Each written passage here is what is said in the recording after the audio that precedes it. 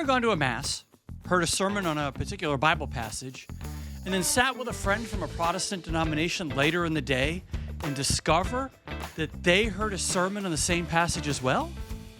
How is that possible? The answer is quite simple, and it's due to something you may never have heard of. It's called the lectionary.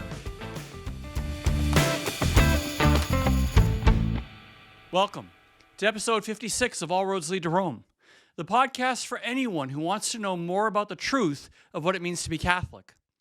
If you are a Catholic that needs some catching up, or if you're a Protestant that's heard some bad information like I did, this is the podcast for you. I'm Dr. Bickford, and in this episode, we're going to talk about the Roman Catholic Lectionary, which is the schedule of readings that are used at all the Masses, and how many Protestant denominations use a slightly different version of it. Okay, so the lectionary is a schedule or listing of readings that covers what is read every Sunday in church and every Mass during the week. So every Catholic church in the world is using the same readings every day. Your priest does not choose them. The word lectionary means a book of lessons. It comes from the Latin word legere, which means to read or to pick out. Now, most Protestant churches, maybe not most, but a lot of Protestant churches can be very different. Some follow the lectionary. Some will go from a one sermon series to another sermon series. Will there be a series of sermons over a set number of weeks on a particular topic, and the readings will be chosen to accompany those themes.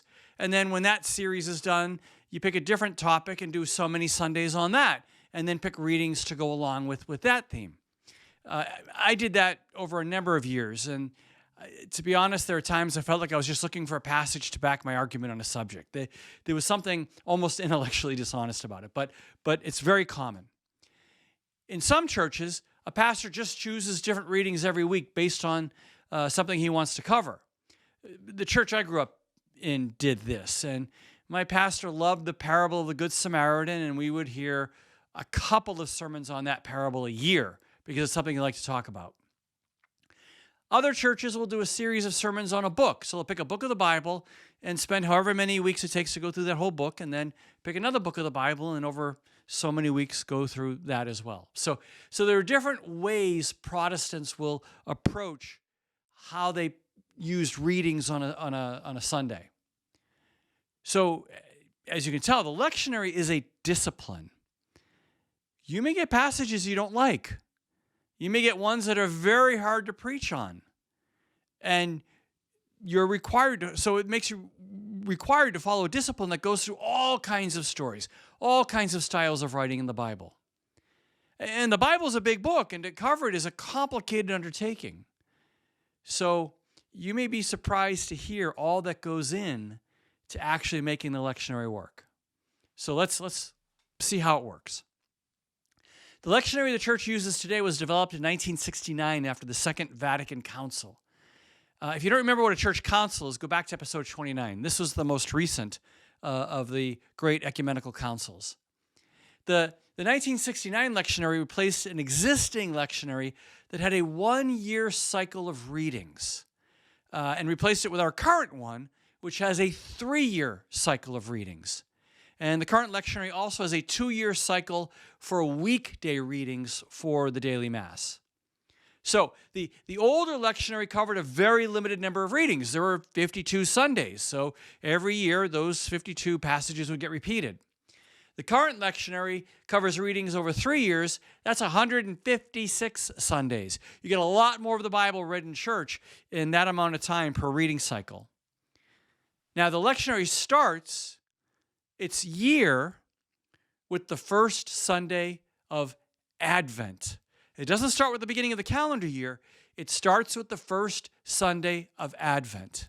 And remember, that's the liturgical season that prepares us for Christmas. Now, if you want more information on the different liturgical seasons, go back and check out episode 23 of the podcast, which was on Making Time Holy. And so when we go through the year, we start with Advent, and then we go through Christmas, and then we go through something called Ordinary Time, and then we come into Lent, And then we come into Easter and then Pentecost and then back to ordinary time. That will take us all the way through the summer and fall. And then we start the next year at the beginning of Advent. So let me walk you through a regular Sunday. This episode you are currently listening to was recorded to air on July 21st of 2026. And at that point, we were in the middle of year A of the 3-year cycle. In each week, there are 4 readings. There's a reading from the Old Testament, but during the Easter season, that reading actually comes to the book of the Acts of the Apostles. But the rest of the year, the first reading is from the Old Testament. The second reading is a psalm and is done responsorially. Remember, the book of Psalms was actually the hymnal of the Bible. They were meant to be sung more than read or said. And so most of the time in a church, the cantor will sing a part of the psalm, and the people have a response that they all participate in. And it's like a chant. My parish is a little different. The cantor sings the part from the psalm, and most people just sit and watch as either the cantor or a few other people sing the response, which is so unfortunate. The psalm is meant to be participatory, and it's a chance for all of us to sing back and forth with the cantor. So that's the second reading.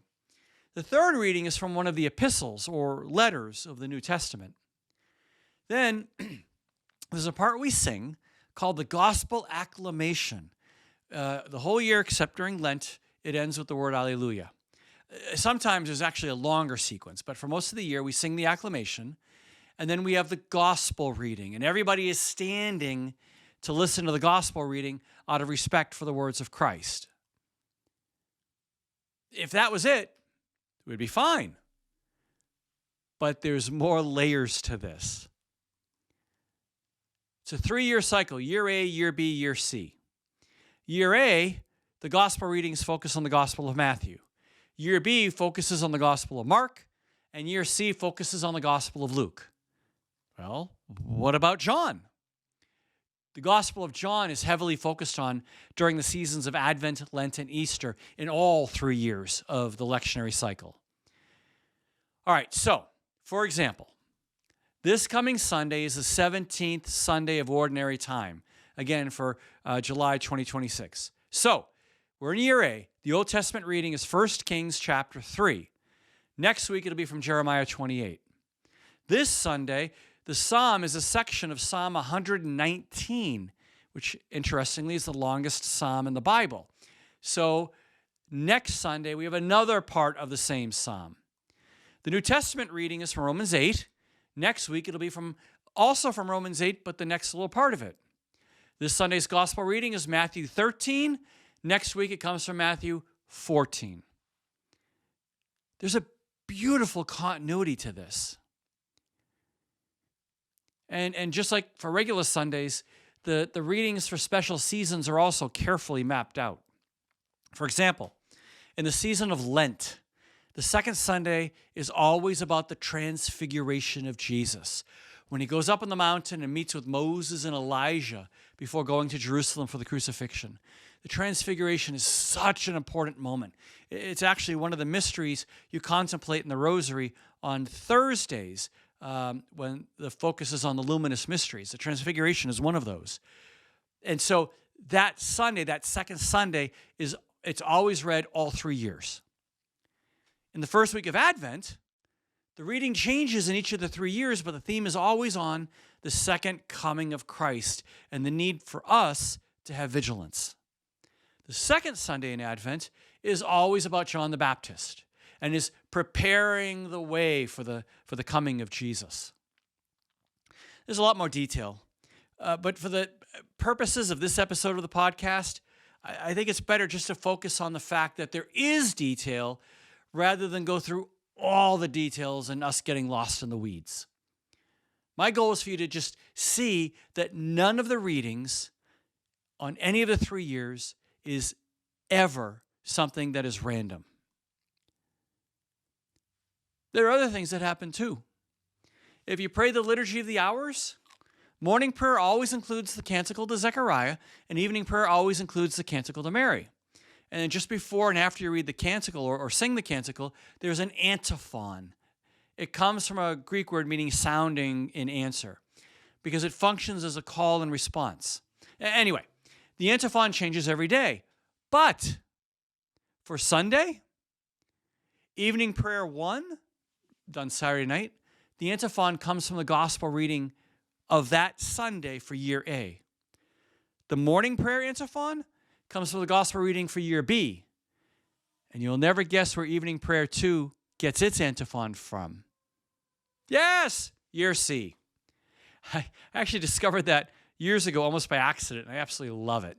So being in year A, when I read the Saturday evening antiphon, I get a clue as to what the reading will be Sunday morning. The lectionary is that important. It appears in many, many surprising ways in the way we live in church and the way we pray in church.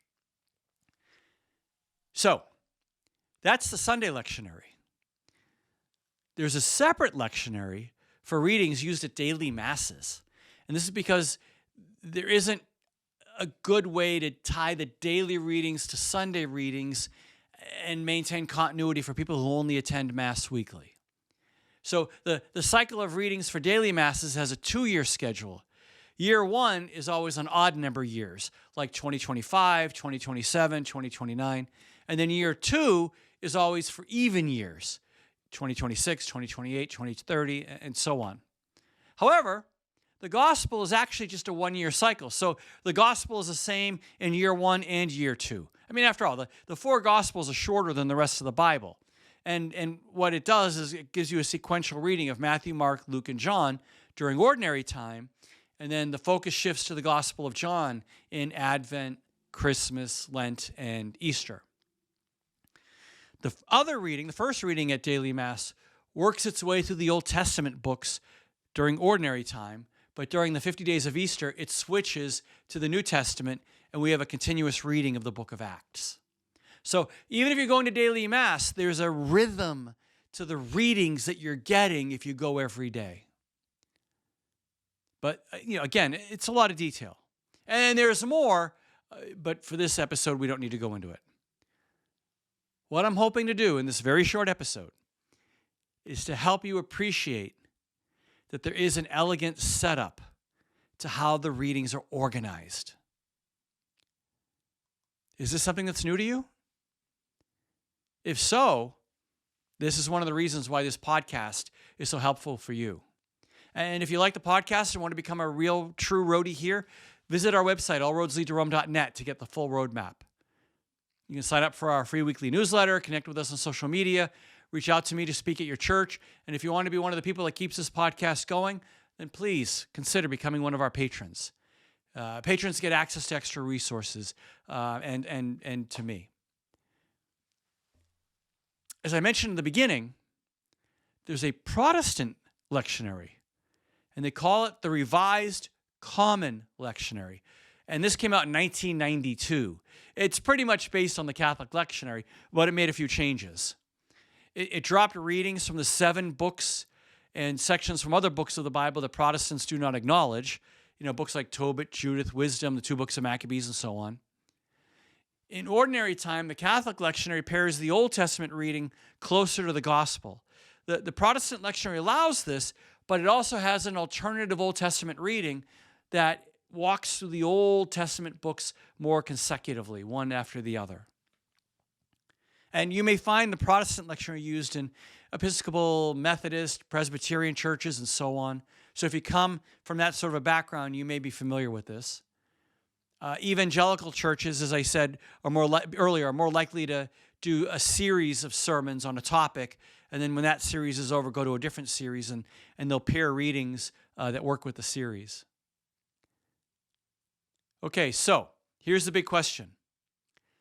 Why does this all matter? Just as we have a rhythm that leads us through the seasons of the year, there is also a rhythm in the readings that go from week to week. Don't just listen to the readings in isolation on any given Sunday. Think about how they relate to each other on that Sunday, how they relate to the liturgical season we are in, and how they connect to the readings in the weeks before and after. And if you start to see these connections, you'll come to have a deeper appreciation for the richness and the intentionality that there is to all of it. And if you've been attending church for any length of time, you may start to do things out of habit and stop giving any thought to them. And this is terrible. You always want to understand what you're doing and why you're doing it. I was once on a retreat, and in the sacristy at the monastery, in the chapel of the monastery I was staying at, there was a sign that the priest was to notice as he was vesting for the Mass. And it said, "Priest, say this Mass like it's your first one. Say this Mass like it's your last one." I encourage you to do the same. Treat each Mass like it's the first one you've ever attended, and be focused and attentive to everything. And attend every Mass like it's the last one you will ever attend before heaven, with the intensity and meaning that goes with that. You always want to understand what you're doing and why you're doing it. The Bible readings on any Sunday are not arbitrarily chosen, and they help both with the worship of God and in the teaching office of the church, which is why the sermon unpacks what the reading is. It's important to pay attention. So, what will be on the test? Every aspect of the Mass has a reason and a purpose. That includes the readings. The Church developed the current lectionary in the 1960s after Vatican II, and it follows a 3-year cycle of readings, year A, year B, year C. Every Roman Catholic church in the world is using the same lectionary. A Protestant lectionary was developed in the 1990s and is based on the Catholic one, so they will often have the same readings we do. So if you have a Protestant friend that goes to a church that uses the lectionary, they may hear the same readings you are hearing on a Sunday. But what you should know is this all matters. It's all by design, and it's all meant to help us in the worship of God and in the teachings of the church. And the care with which it is done, and the fact that so many Protestant denominations follow it as well, is another bit of proof that in the end, all roads lead to Rome.